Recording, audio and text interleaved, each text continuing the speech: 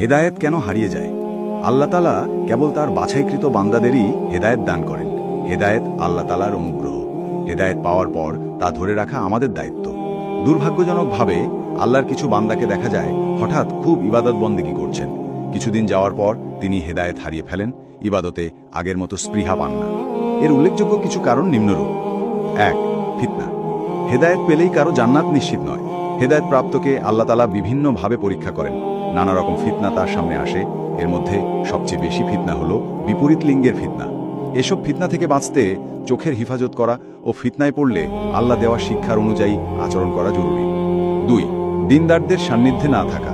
অনেকে হেদায়েত পাওয়ার পর ব্যক্তি জীবনে কেবল নামাজকে ধরে রাখেন, ইসলামের ফরজ জ্ঞানার্জনের চেষ্টা করেন না, দিনী মজলিসগুলোতে যান না, আলেমদের সাথে থাকেন না। সরাসরি আলেমদের থেকে জ্ঞান অর্জন করতে না পারলেও অনলাইনে বিষয়ভিত্তিক আলোচনা শোনা যেতে পারে। ৩. সঠিক পদ্ধতিতে জ্ঞান অর্জন না করা। সদ্য হিদায়তপ্রাপ্ত অনেককে দেখা যায় ইসলামের মৌলিক বিষয়গুলো বাদ দিয়ে অনেক গভীর বা ইখতিলাফি বিষয় নিয়ে পড়ে আছেন, যেগুলো সম্পর্কে তার প্রাথমিক জ্ঞান নেই। কেউ হয়তো নাস্তিকদের সাথে তর্কে জড়াচ্ছে, কেউ বা শিয়া রাফেজিদের নিয়ে পড়াশোনা করে বিভ্রান্ত হচ্ছে।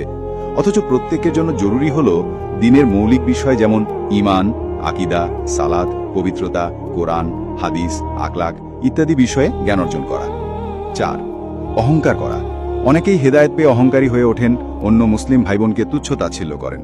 পোশাক, চলাফেরা, গুনাহ কিংবা ইবাদতের দৈন্যতা নিয়ে তাদের সমালোচনা করেন, খাটো চোখে দেখেন, জাহান্নামী বলে কটাক্ষ করেন। কে হাফ প্যান্ট পরে মসজিদে এলো, কে কানে দুল পরে মসজিদে এলো, কার হিজাব পরিপূর্ণ না ইত্যাদি দোষ ত্রুটি ধরা শুরু করেন। এতেও হেদায়েত হারিয়ে যায়। ৫. দুয়া না করা। অনেকেই ভাবেন হেদায়েত চিরস্থায়ী, কিন্তু আল্লাহ তাআলা পবিত্র কোরআনে দুয়া শিখিয়েছেন, রাব্বানা লা তুজিগ কুলুবানা বাদা ইজ হাদাইতানা ওয়া হাবলানা মিন লাদুনকা রাহমাতান ইন্নাকা আনতাল ওয়াহাব। অর্থ, হে আমাদের প্রতিপালক, হেদায়েত দেওয়ার পর আমাদের অন্তরকে পুনরায় বাঁকা করে দেবেন না এবং আমাদেরকে আপনার পক্ষ থেকে রহমত দান করুন, নিশ্চয়ই আপনি মহাদাতা। সূরা আলে ইমরান আয়াত ৮। নবীজি সাল্লাল্লাহু আলাইহি সাল্লামও হেদায়েত ধরে রাখার জন্য অনেক দোয়া করতেন, যেমন ইয়া মুকাল্লিবুল কুলুব সাব্বিত কালবি আলা দীনিক, অর্থাৎ হে অন্তরসমূহের পরিবর্তনকারী, আমার অন্তরকে আপনার দ্বীনের উপর অবিচল রাখুন। সুতরাং হেদায়েত ধরে রাখতে অধিক পরিমাণে দোয়া করা জরুরি। ৬. নিয়মিত তওবা ইস্তিগফার না করা।